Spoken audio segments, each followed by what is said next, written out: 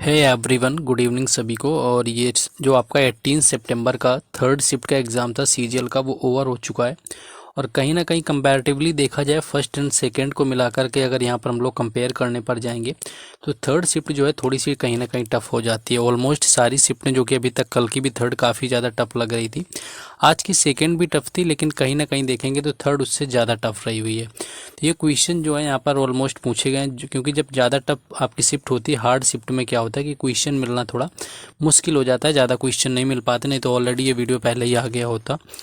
तो पहला क्वेश्चन यहाँ पर आया हुआ था कि जो यामिनी कृष्णमूर्ति, लेकिन टारगेट नहीं बोलना है, इसमें क्या करना है कि पहली चीज़ तो लाइक कर देना है, शेयर भी कर देना है जहाँ भी कर सकते हैं किसी ग्रुप वगैरह में, एंड डू सब्सक्राइब।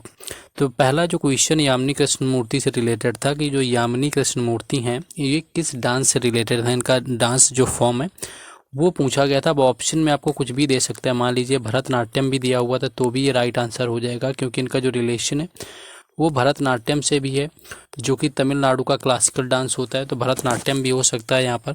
अगर ये नहीं दिया होगा तो कुचिपुड़ी दिया होगा, जो कि आंध्र प्रदेश से रिलेटेड है। तो ये दोनों में से कोई दिया होगा, क्योंकि रिलेशन जो है इनका वो दोनों से ही है, भरतनाट्यम से भी है और कुचिपुड़ी से भी है, तो दोनों से रिलेट करते हैं। जिस तरह से सोनल मानसिंह भरतनाट्यम से रिलेटेड है, उसके साथ साथ जो है ओडिसी डांस से रिलेटेड है। और सोनल मानसिंह के बारे में ये चीज़ भी कई बार पूछी जाती है कि सबसे कम उम्र की जो है डांसर जिनको पद्म पुरस्कार मिला हुआ था वो कौन है।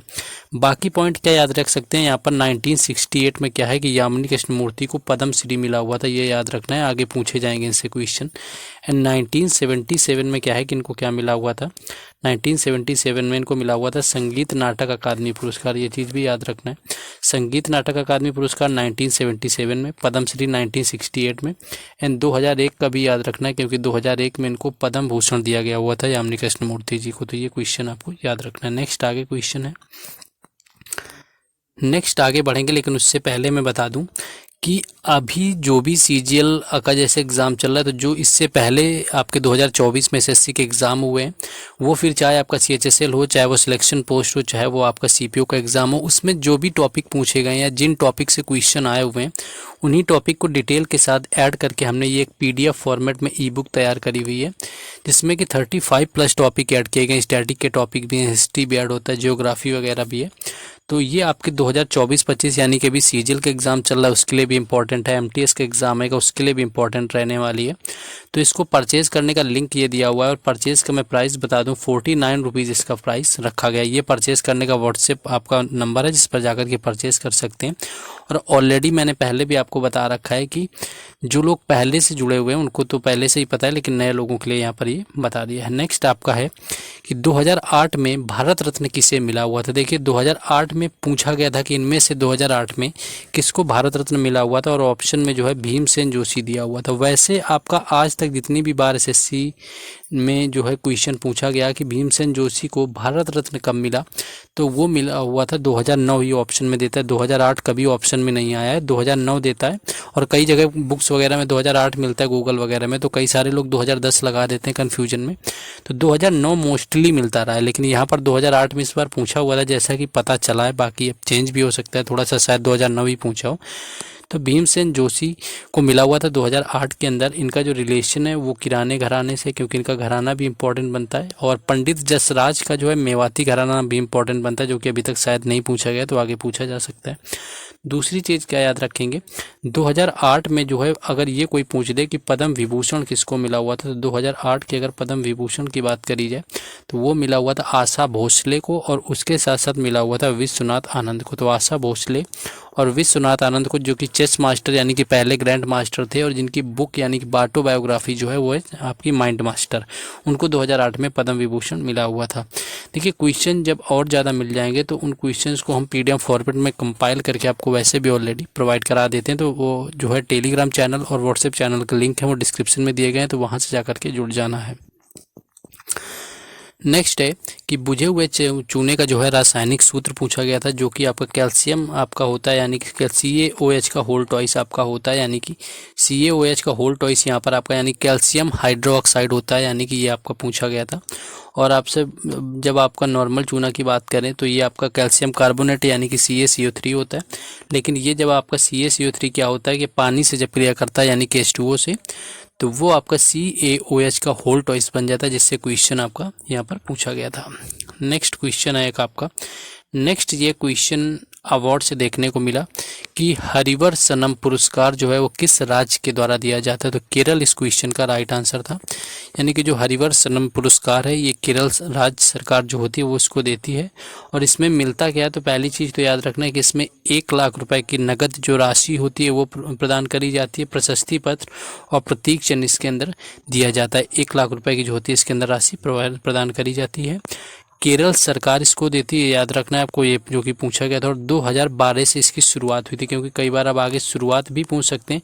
जैसे आपसे नंदी अवार्ड एक दिन आंध्र प्रदेश का पूछा हुआ था जब मैंने कराया हुआ था, तो ये हरिशरण जो आपका यहाँ पर जो आपसे पूछा गया, ये क्या आपका पूछा गया था, हाँ हरिवर सनम जो पुरस्कार है आपका केरल से रिलेटेड है। नेक्स्ट क्वेश्चन आपका है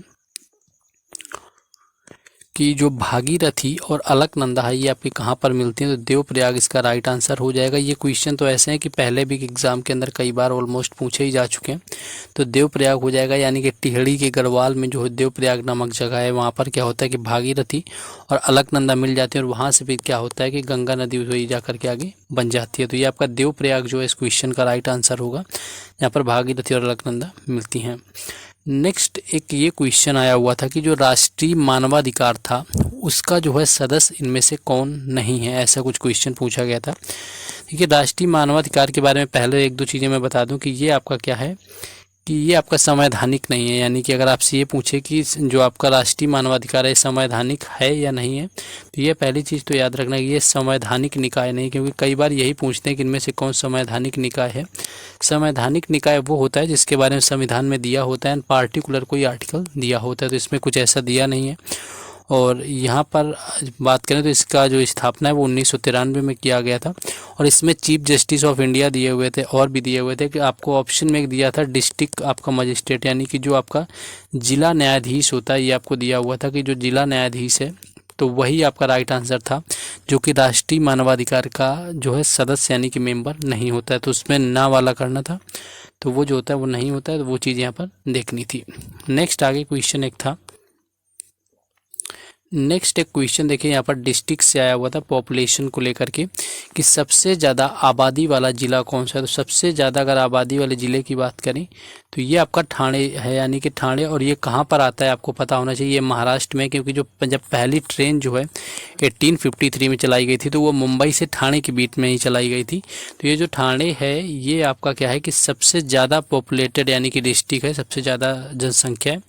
वहीं यूपी में बात करें कि यूपी में सबसे ज़्यादा किस डिस्ट्रिक्ट की आएगी, तो वो आ जाती है प्रयागराज की। यानी कि यूपी में जो सबसे ज़्यादा यानी कि पॉपुलेशन वाला डिस्ट्रिक्ट बनता है वो प्रयागराज है। और पूरे वर्ल्ड में यानी बात करें, वर्ल्ड नहीं सॉरी, आपका जो इंडिया में केवल पूरे बात करी जाए तो वो आपका ठाणे आ जाता है। और क्या चीज़ याद रख सकते हैं यहाँ से, हाँ एक क्वेश्चन ये पूछा जाता है कि सबसे कम जो आपका पढ़ा लिखा यानी कि सबसे कम साक्षरता दर वाला जो है आपका ज़िला कौन सा, तो अलीराजपुर होता है जो कि मध्य प्रदेश में आता है। ये CHSL के एग्ज़ाम में कई बार पूछा गया। और जो सबसे अधिक आपका साक्षर जिला पूछा जाता है वो आपका शेरछिप जिला होता है जो कि मिजोरम में आता है। तो सबसे अधिक जिला साक्षर शेरछिप और सबसे कम जो होता है वो अलीराजपुर होता है मध्य प्रदेश का। ये क्वेश्चन पूछा गया है। नेक्स्ट क्वेश्चन यहाँ पर एक आया हुआ था कि भोजन, काम और उत्पादन का जो नारा है वो किस पंचवर्षीय योजना में दिया गया था। अच्छा क्वेश्चन है। देखिए आप सोचिए कि कई बार ये क्वेश्चन ऐसे हैं जो लगातार रिपीट नहीं होते हैं, और यही अगर एग्जैक्ट पूछा गया तो जो 7वीं पंचवर्षीय योजना यानी कि 7वीं यानी कि 7th नंबर की जो पंचवर्षीय योजना थी आपकी, उसमें ये आपका भोजन, काम और उत्पादन का नारा दिया गया था, जो कि आपका 1985 से लेकर के आपका 1990 यानी कि 1985 से लेकर के 1990 तक चली हुई थी। तो ये भोजन, काम और उत्पादन का नारा से रिलेटेड जो है क्वेश्चन यहाँ पर पूछा गया था। तो क्वेश्चन ये आपका ठीक ठाक था। बाकी गरीबी हटाओ का नारा पूछा जा चुका है जिसके बारे में हम लोग ऑलरेडी बात कर चुके हैं। तो ये आपका 5वीं पंचवर्षीय योजना में था। सबसे असफल भी अगर आपसे पूछी जाए तो वो भी तीसरी हो जाएगी। और परिवार नियोजन कार्यक्रम वगैरह की बात करी जाए किस पंचवर्षीय योजना में है तो वो आए हुए थे चौथी। तो ये क्वेश्चन आपके इस तरह से पूछे जाते हैं। ये क्वेश्चन अच्छा खासा पूछा गया, सिर्फ टफ रही है। बाकी जिनका एग्जाम था वो लोग कमेंट करके और क्वेश्चन बता देंगे, ताकि उनको क्या होगा कि PDF में एक साथ मर्ज कर दिया जाएगा, मर्ज करके टेलीग्राम चैनल में प्रोवाइड करा दिया जाएगा।